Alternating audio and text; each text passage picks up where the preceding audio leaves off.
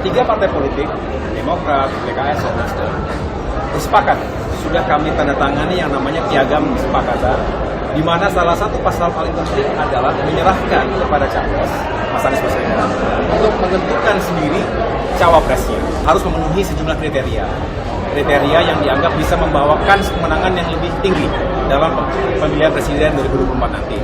Nah, jadi itu sudah kita serahkan, sehingga sebetulnya kita menghindari wacana-wacana terus menjadi liar kesana kemari, karena kita sangat menghormati pilihan itu, tentu pilihan rasional atas dasar tujuan yang baik. Partai Nasdem menginginkan agar tokoh Nahdlatul Ulama menjadi cawapres Anies Baswedan. Ada dua tokoh NU yang sudah ditawari untuk mendampingi Anies, namun kedua tokoh itu memberikan respon berbeda. Nama pertama yang ditawari menjadi capres Anies Baswedan adalah Gubernur Jawa Timur Khofifah Indar Parawansa. Satu nama lain yakni Putri Abdurrahman Wahid alias Gus Dur Yeni Wahid. Khofifah diyakini akan menambah kekuatan Anies, khususnya dari kalangan NU. Alasan itu juga membuat Nasdem mengusulkan nama Khofifah. Karena itu, perlu dukungan dari sebagian warga Nahdliyin, maka perlu menampilkan tokoh NU menjadi wakilnya Anies. Jadi, koalisi perubahan yakni Nasdem, PKS, Demokrat plus Nahdliyin. Koalisi perubahan akan sulit menang Pilpres 2024 tanpa dukungan dari NU, sehingga muncul kandidat cawapres Anies dari tokoh NU. Alasannya jelas, untuk menambah dukungan dan kekuatan. Kalau hanya mengandalkan pendukung Nasdem, Demokrat, dan PKS, diperkirakan sulit untuk menang. Saya ingin menyampaikan, kalau Partai Nasdem secara nasional selalu membangun penguatan kebinekaan, maka Partai Nasdem Jawa Timur harus lebih kuat lagi bagaimana kebinekaan kita bangun secara harmonis.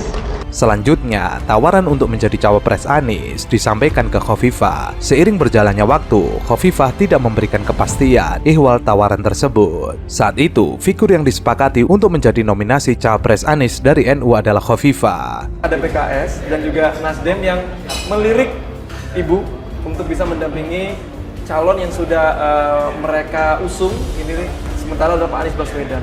Pendapat Ibu? Jadi saya ingin sampai hari ini, saya ingin maksimalkan untuk menjalankan mandat sebagai Gubernur Jawa Timur. Tapi sudah ada komunikasi ya dari partai? Ya kalau komunikasi, kita komunikasilah. Kan Pak Anies Ketua Asosiasi Pemprov, iya.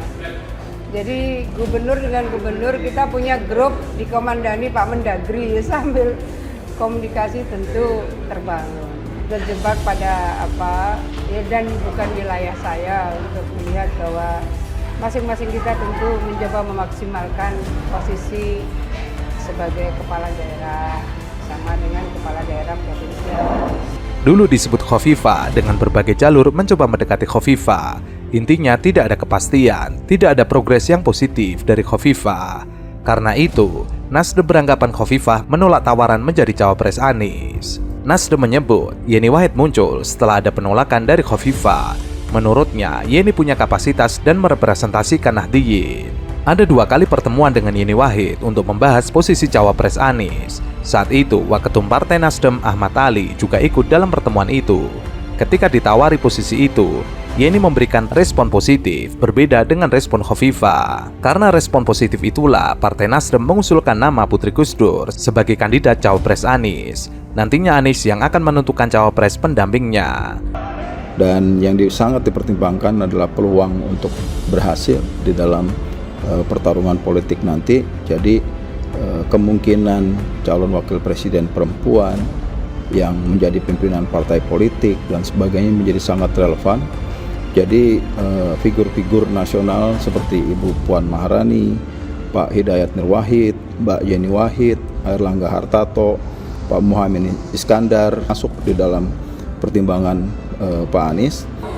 Saya aja siapa yang ngajukan, saya belum mau jawab. Sudah komunikasi sama parpol? Saya semua parpol, saya komunikasi dengan semua tokoh-tokoh partai, saya semua tokoh politik, dan biasa semua saya komunikasi dengan semua. Dan kami belum memutuskan akan mendukung siapa. Selanjutnya, tentu semua disampaikan ke Anies. Dalam berbagai kesempatan juga menyampaikan kepada Ketua Umum tentang Yeni Wahid. Sekarang terserah sepenuhnya kepada Anies dan Ketua Umum 3 partai koalisi. Pilih Yeni Wahid, AHY, Kang Aher atau lainnya. Kita tunggu, belum mendesak, belum darurat. Untuk diketahui, menurut Wakil Ketua Umum Nasdem Ahmad Ali, pamor Anies bisa turut terdongkrak jika menggandeng cawapres yang berasal dari Jawa Timur. Ia menyebut Yusuf Kala pun mengusulkan hal serupa. Ali menyebut pamor Anies belum maksimal di Jateng dan Jawa Timur, meski sudah lebih dari 6 bulan dideklarasikan Nasdem sebagai calon presiden. Ia mengatakan kondisi ini berdasarkan hasil pemetaan yang dilakukan Nasdem. Anies Baswedan memang masih lemah di Jateng dan Jatim, apalagi Jawa Tengah yang notabene kandang banteng atau ladang suara milik PDIP. Oleh karena itu, Nasdem mempersiapkan misi khusus untuk mendongkrak popularitas serta elektabilitas Anies di Jawa Tengah. Politikus PDIP Hindrawan Supratekno menegaskan, PDIP enggan terbawa arus soal pergerakan Anies di Jawa Tengah. Ia mengatakan PDIP tetap bekerja sesuai jadwal kampanye yang ditetapkan oleh KPU.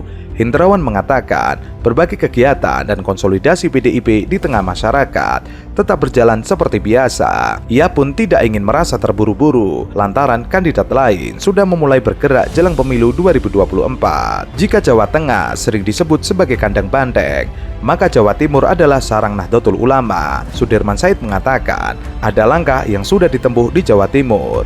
Jaringan relawan diberdayakan. Ia mengklaim relawan pendukung Anies sudah bergerak dan mulai tumbuh di kawasan Jatim dan Jateng. Bahkan tim Anies sudah berkomunikasi dengan para relawan untuk memaksimalkan dukungan di 2 kawasan tersebut. Khususnya di Jatim, Sudirman Said tidak menampik Anies kerap berkomunikasi dengan tokoh ulama dan pesantren di kawasan tersebut. Tujuannya untuk membidik dukungan kalangan Nahdliyin terhadap Anies Baswedan. Ketika menggelar safari di Jatim, Anies sempat menggelar pertemuan dengan sejumlah habib, ulama, dan tokoh semadura di pesantren At-Taraqi Sampang hingga berziarah ke makam pencetus nama Nahdlatul Ulama Kiai Haji Mas Alwi di Tambakrejo, Surabaya. Anies juga sempat mengumpulkan ribuan relawan dan partai koalisinya di Forum Simfoni Kebangsaan. Banyak pengamat politik mengatakan Jawa Timur memang sebagai basis masa Nahdlatul Ulama dan Jawa Tengah dipenuhi pemilih PDIP. Dukungan terhadap Anies di Jawa Timur dan Jawa Tengah memang belum maksimal. Anies masih kental dengan identitasnya sebagai seorang cendekiawan yang elitis. Identitas itu membuat Anies sulit menjangkau basis Nahdliyin di Jawa Timur. Manuver Anies mendekati tokoh-tokoh agama di Jawa Tengah dan Jawa Timur menurut banyak pengamat politik sudah tepat. Warga NU memiliki hubungan erat antara santri dan kiai. Pola hubungan antara santri dan kiai menjunjung prinsip sami'na wa ata'na atau santri taat kepada kiai. Namun, pendekatan terhadap tokoh-tokoh agama saja tidak cukup untuk merangkul suara di kantong NU dan PDIP. Tugas lain yang perlu diperhatikan adalah mengubah citra Anies yang elitis.